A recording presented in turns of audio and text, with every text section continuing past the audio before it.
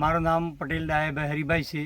હું નવા મોડા ગામનો વતની છું અને મેં લગભગ 5 વર્ષથી હું કેળાની ખેતી કરું છું અને જે આ 3 વર્ષથી હું પ્રાકૃતિક ખેતી કરું છું।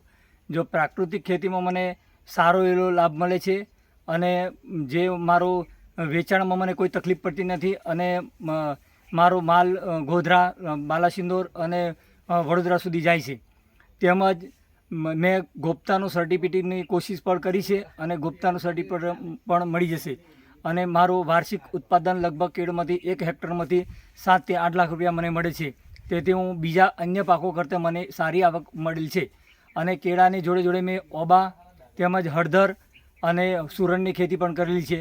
તે બી પ્રાકૃતિક છે અને હું લગભગ હવે પછીની બીજી પણ ખેતી પણ હું બીજા 2 એકરમાં હું પ્રાકૃતિક ખેતી કરવા માટે હું તત્પર છું અને હું ખેતી કરીશ। એમાં મને સારો એવો લાભ મળે છે અને હું સરકારની ગાઈડલાઈન મુજબ હું ચાલું છું।